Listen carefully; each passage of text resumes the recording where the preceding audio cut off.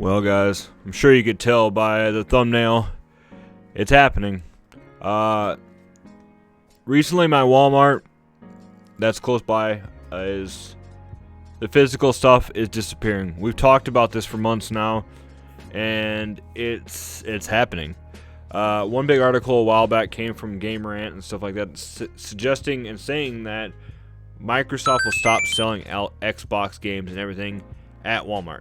And as you can see in the thumbnail, the picture, it is literally almost nothing there.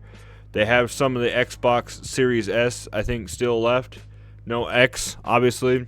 And yeah, I didn't get a picture of the game section, but it's just as bad. And it's not only Xbox. We've known this. Games like Alan Wake 2 and a lot of these other ones coming out now are going to come out for only a digital release. And when this was announced, shortly after, we saw Walmart, Target, Best Buy, and even a few others announced too that in 2024 will be the year that they stop selling physical media. So in this video, I just wanted to talk a little bit more about why that's a bad thing. And there might be a few little small pros, but in my opinion, getting rid of physical media is a very bad idea. And yeah, so for the longest time, I did not believe this was actually going to happen. It kind of slowly came on, and then all of a sudden one day they just announced it. And I know everybody's been kind of freaking out, but they've been grooming us. They've been, getting us ready for this for a while now. We just secretly had not been noticing. With the Game Pass, PlayStation Plus members, and occasionally, pressuring the younger generation with mobile games and instant gratification and everything like that. They really pushed for digital download, owning stuff digitally and pushing it, they just kept pushing it. I noticed this right away when my two oldest sons were about 10 or 11 years old. I was buying them physical copies of games, and they were getting a decent collection going, but they were only playing what was digitally downloaded on their Xbox. Granted, it was Minecraft, and the kids were obsessed with it, but when I was buying them like Street Fighter 4 and stuff like that, they were just like, nah, I'm good, I already got my game on here. And I noticed it more and more too with tablets, phones. Everybody was wanting to play digital mobile games. And then we came to when Game Pass was released. Now, it was like Netflix, but for video games on your Xbox. And, the same when PlayStation and stuff started doing their own. And then when Switch dropped it, so that way you could play Nintendo and Super Nintendo games if you had the membership. It really was like, okay, now why do I need the disc when I can just download the games? And at first, too, people were still hesitant on buying digital games. The price was outrageous. The games could be out for years and they'd still want $60. Heck, I think if you go on Xbox or whatever now and you want to play Call of Duty, Black Ops 2, or Modern Warfare 2, the old ones, I think you still have to pay $30 to $40. It's outrageous. But people were still doing it. Why waste time getting up and grabbing the disc and putting it in? Or, going to the store and buying it, using the gas and coming home when you could just buy it there, download it, and play. And like I said, I noticed this a lot more with the younger generation.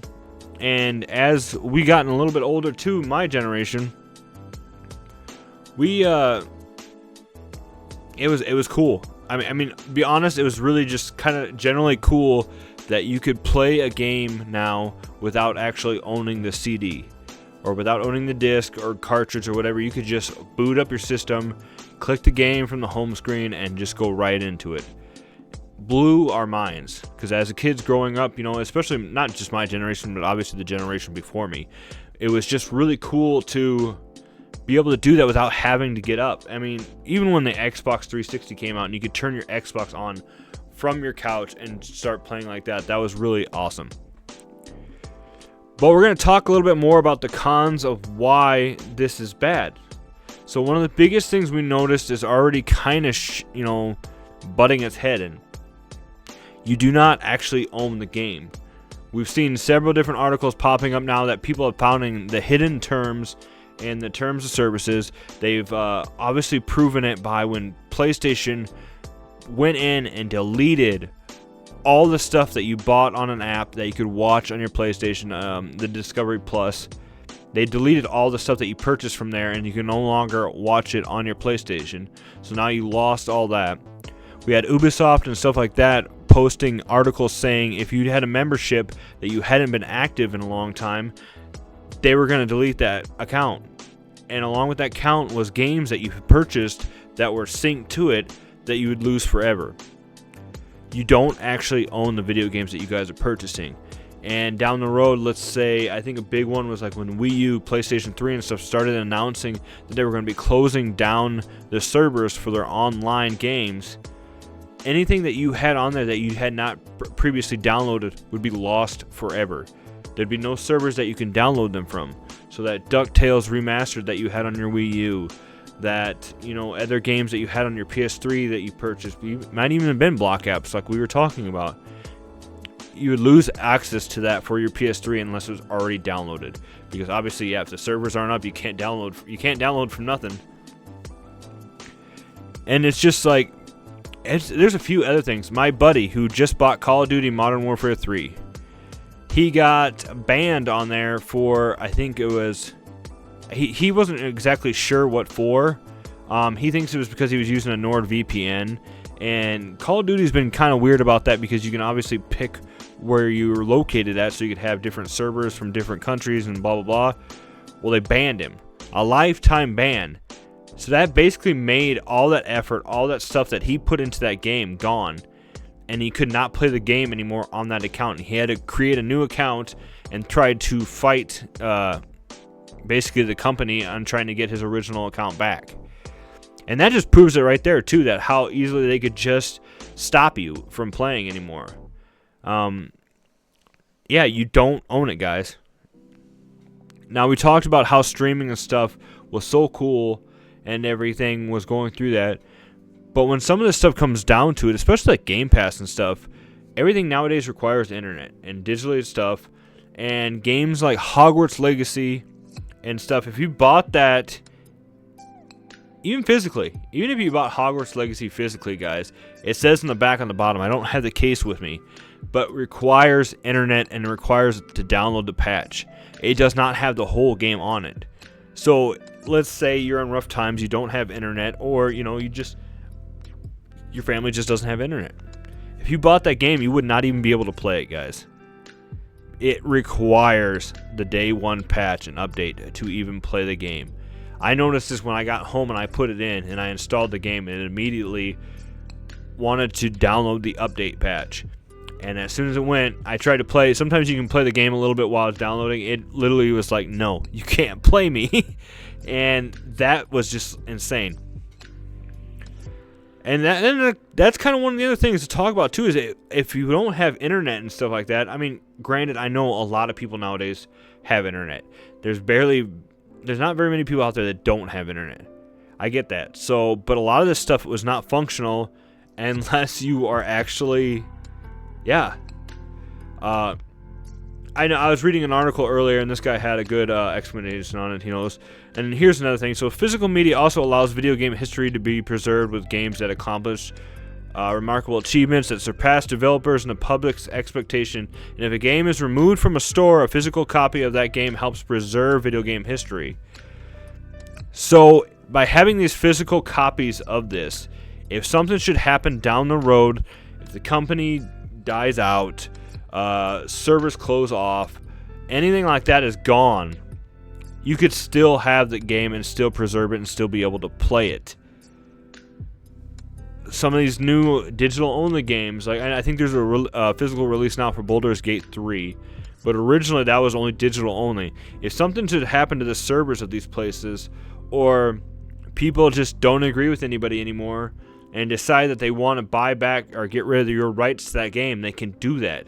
But if you own the disc copy of it, they cannot do that. They cannot tell you, hey, you can't play this now, because you can just be like, you know, F you and shut off the internet or whatever and play it. But we saw that with PT on the demo that back then too.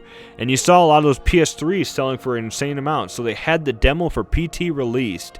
People downloaded it. And then the Hideo Kojima incident happened with Konami and stuff, and they kind of just cut ties with that whole video game, and then they removed it from the store so you can no longer download it. And those PS3s were selling for an insane amount of money. It was really crazy. And but this is also one way to preserve the games. You can't preserve digital, if you ask me. I mean, I don't know why this is referencing my head, but stuff like Red Dawn, where, you know, our communications, everything electronically is taking out, and we basically go back to more of a caveman era kind of thing, and still have electricity and stuff, but it's insane. Physical media, I believe, also runs better, because it's booted from a disc and stuff like that, and actually installed on your system. I believe it runs better than digital counterparts. They seem to run faster to me. I know a lot of people might not agree with that, but it just seems like the physical media itself runs better to me. There's something still about listening to a vinyl or a CD and watching a DVD that doesn't compare to actually, you know, streaming it itself. I've noticed that a lot when I try to watch movies sometimes. You know, if the internet starts to cut out a little bit, it doesn't look as good. And that could be the same with music, you know. Like, I've noticed, too, people used to say this, and I didn't believe them, that vinyl sounded the best. And it's true. I've listened to some vinyl records before, and it just sounded absolutely amazing compared to actually streaming it.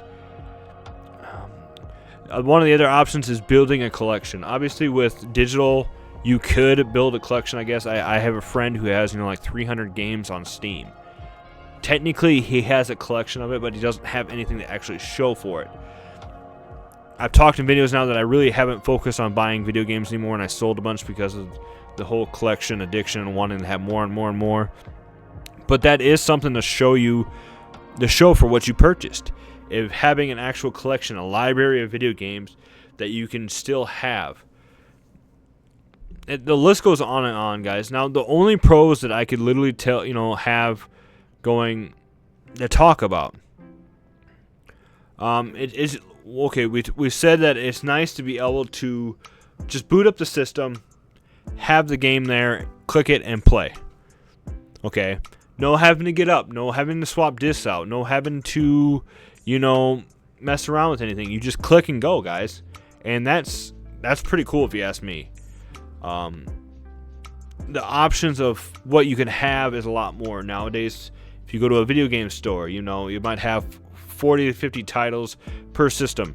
As of now, obviously pretty soon here, there won't be any more video games that you could probably buy physically in stores. But from your household, the internet, the PlayStation Store, whatever you have on there, you have vast amounts of options to download. Games that, that no longer are sold physically in stores. Unless you went to a game store or another kind of store like that, where you can buy older media and stuff like that. But you have a vast amount of options. And yes, like I said earlier, the quality of streaming really depends on internet and everything that goes with that. We've mentioned that. But having it it's still having the options of it just being there that makes it kind of cool.